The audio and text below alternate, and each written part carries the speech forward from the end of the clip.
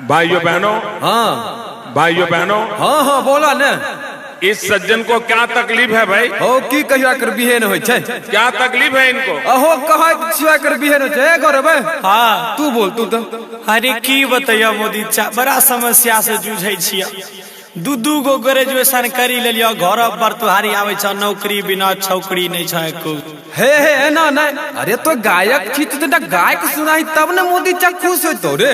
हाँ ठीक है कल अच्छा ले सुनिए ले।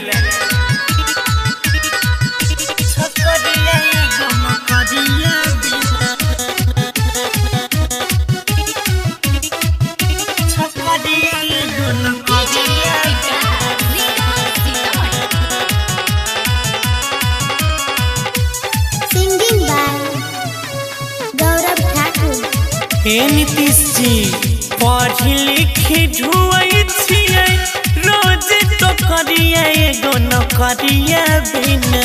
पढ़ी लिखी ढुआई छियै, रोज तो करिए एगो नौकरिया बिना।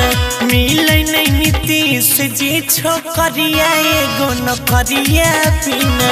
मिले नहीं नीतीश जी छोकरिया एगो नौकरिया बिना। पढ़ी लिखी ढुआई छियै, रोज तो करिए एगो नौकरिया बिना। पढ़ी लिखी ढुआई छियै, रोज तो करिए एगो नौकरिया बिना। मिले नहीं नीतीश जी छोकरिया एगो नौकरिया बिना। मिले नहीं नीतीश जी छोकरिया एगो नौकरिया बिना। सुनै छी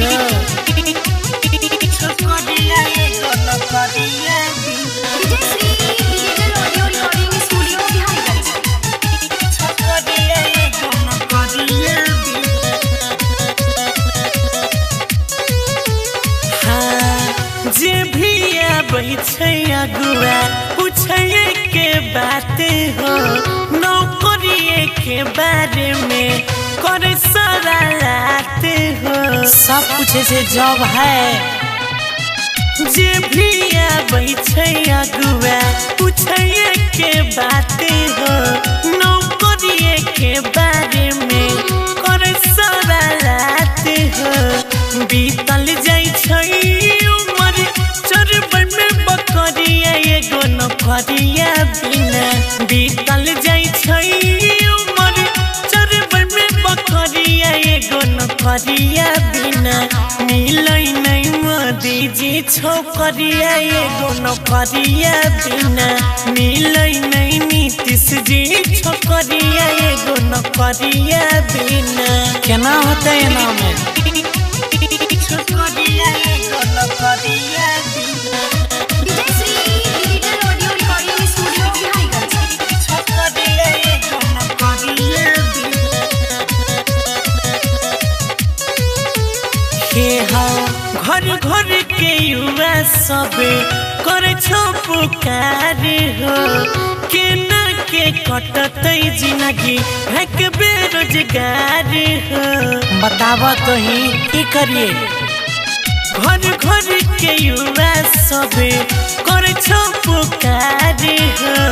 केना के कटतै जिंदगी भक बेरोजगार हो।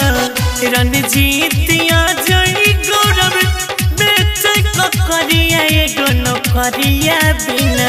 रणजीतिया जई गौरव बेचे करिया एगो नौकरिया बिना। मिलै नहीं मोदी जी छोकरिया एगो नौकरिया बिना। मिलै नहीं नीतीश जी छोकरिया एगो नौकरिया बिना। हवलदारो तो बनाए दे।